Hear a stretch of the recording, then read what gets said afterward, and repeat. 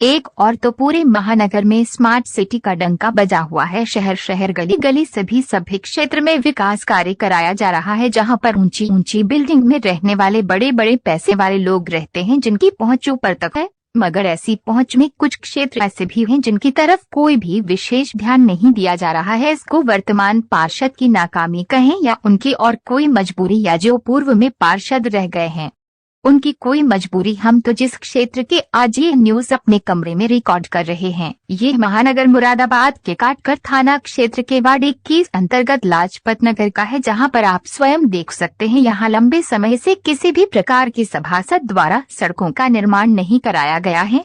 और यहाँ पर सड़कों के दोनों ओर, जो कि इन सड़कों का मुख्य मार्ग है, उसके दोनों ओर दुकानदारों ने दूर दूर तक, वे भी 12 से 14 फीट की दूरी तक सड़क के बीचों बीच अतिक्रमण कर रखा है। इनको देखने सुनने वाला कोई नहीं है। एक और तो नगर निगम द्वारा लगातार सड़क चौड़ी करने के नाम पर अतिक्रमण हटाओ अभियान चलाया जाता है। ऐसा अभियान मात्र उन्हीं लोगों तक सीमित रह जाता है जिनकी कोई बैक नहीं होती है और जो ज्यादा गरीब तबके के होते हैं और डर जाते हैं। ऊंची पहुंच रखने वाले इन अतिक्रमणकारियों पर अभी तक किसी भी प्रकार की कोई कार्य नहीं गिरी है, चाहे वह पूर्व पार्षद रहे हो या फिर वर्तमान के पार्षद सरकार कोई भी रही हो। अतिक्रमण हटाने के नाम पर सबको सांप सूंघ जाता है। अगर कोई उनसे इन अतिक्रमण के बारे में बात करते हैं तो वे इस पर कोई माकूल जवाब नहीं देते हैं और आंखें चुराते हुए से प्रतीत होते हैं। लिए हम दिखाते हैं आपको लाजपत नगर का टंकी वाला पार्क, जहां पर बरसों पहले नगर निगम द्वारा क्षेत्र के लोगों के साथ साथ आसपास की जनता को भी स्वच्छ पानी देने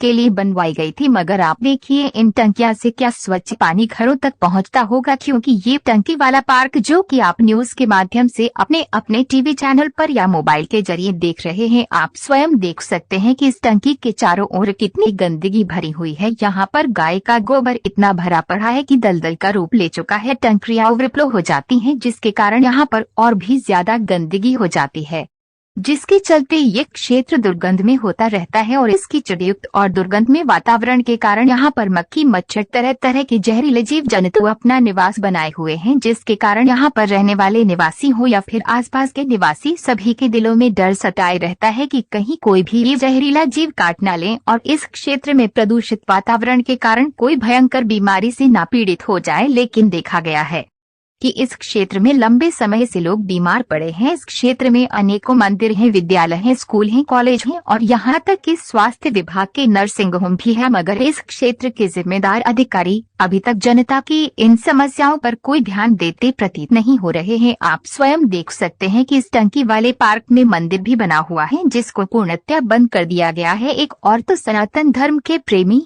नए नए मंदिरों का निर्माण कर रहे हैं, मगर जो पुराने हमारे बुजुर्गों द्वारा मंदिर निर्माण कराए गए थे उनको तो जैसे लावारिसों की तरह छोड़ दिया गया है। यही कारण है कि इन मंदिरों की दुर्दशा देखकर दूसरे धर्म के लोग सनातन धर्म का मजाक साफ उड़ाते नजर आते हैं। और हो भी क्यों नहीं, जब हम अपने धर्म का आदर नहीं करेंगे तो दूसरे धर्म के लोग तो हमारा मजाक उड़ाएंगे। जहाँ पर यह पीपल का विशालकाय वृक्ष लगा हुआ है और प्राचीन है, तो वहीं बराबर में बट वृक्ष का भी बहुत बड़ा प्राचीन पेड़ लगा है। आप देख सकते हैं कि इतने विशालकाय वर्षों की आए दिन पूजा की जाती रही है, जो कि अब यहाँ की व्यवस्था को देखकर लोग करने नहीं आते हैं। इसी के साथ पार्क में किसी भी प्रकार की कोई सफाई व्यवस्था नहीं की गई है। उबर खाबर इस पार्क में मंदिर, जो कि यहाँ पर नारायण मंदिर बना हुआ है, उनके द्वारा अपने कुछ गाय भैंस पाली गई है, जिनके कारण इस टंकी वाले पर की हालात और भी बाढ़ से बढ़कर हो गई है। क्यों नहीं ऐसे लोगों पर कानूनी शिकंजा कसा जाता है, जो कि नगर निगम की इतनी बड़ी पोस्ट कॉलोनी में बने टंकी वाले पार्क की सफाई तो स्वयं करते ही नहीं है, औरों को भी करने नहीं देते हैं। उनकी दबंगता के कारण यहाँ पर कोई आना भी मुनासिब नहीं समझता है। आप देख सकते हैं यह जस्ट नारायण मंदिर के पीछे का हिस्सा है, जहाँ पर तमाम गंदगी के अंबार लगे हुए हैं और कितनी ऊंची ऊंची यहाँ पर झाड़ियां होगी हुई है। साथ ही नगर निगम के कर्मचारियों द्वारा इसको अपना गोदाम भी बना लिया गया है। ये कैसा सबका साथ सबका विकास स्वच्छ भारत योजना को क्रियान्वित कर रहे हैं यहाँ के जनप्रतिनिधि। हमें तो लगता है यहाँ के जनप्रतिनिधि, जैसा कि सूत्रों से पता चला है, कि वोट मांगने के बाद तो झांकने भी नहीं आते हैं। अगर कोई उनके पास अपनी शिकायतें लेकर पहुँचता भी है तो वे उनसे बात तो करना दूर, मिलना भी नहीं। चाहते, क्योंकि वे अपने अपने क्षेत्र से गायब रहते हैं और कहां पर जाकर बैठते हैं किसी को कोई पता नहीं होता है। अगर कोई मोबाइल पर बात भी करना चाहे या तो इनके स्विच ऑफ जाते हैं या फिर बिजी बताए जाते हैं। आप इन तस्वीरों को स्वयं देखकर अंदाजा लगा लेंगे कि वर्ल्ड में ना तो कोई नई सड़क बनाई गई है और कोई बनाई भी गई है तो वह 1 से 1.5 महीने के अंदर पहले से भी ज्यादा बस से पत्थर की स्थिति में पहुंच चुकी है।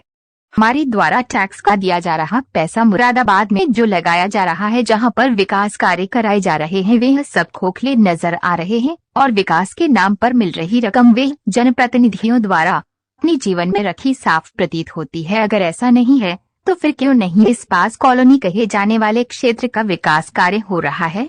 आप देखकर हैरान रह जाएंगे कि इस क्षेत्र में एक बहुत बड़ा मेला भी लगता है जिसको कहते हैं दशहरे का मेला। उसे भावी अब बहुत जल्द आने वाला है और अभी तक किसी भी प्रकार की कोई यहाँ पर विकास कार्य नहीं कराए गए हैं। ठेले वाले तो यहाँ पर सड़कों पर अतिक्रमण कर ही रहे हैं, साथ में जो दुकानदार भी यहाँ पर हैं वे भी बहुत तादाद में सड़क पर अतिक्रमण करते साफ नजर आते हैं। सूत्रों की बहाने तो उनका कहना है यह सभी अतिक्रमण करने वाले किसी न किसी मंत्री के दाएं हाथ होते हैं और यही कारण है कि अभी तक इन अतिक्रमणकारियों पर किसी भी प्रकार का कोई भी कानूनी शिकंजा नहीं कसा गया है। इन अतिक्रमणकारियों के कारण यहाँ पर जब स्कूलों की छुट्टी होती है तो भीड़ काफी बढ़ जाती है और ऐसे में नर्सिंग होम तक आने में एम्बुलेंस को भी खासी परेशानियों का सामना करना पड़ता है।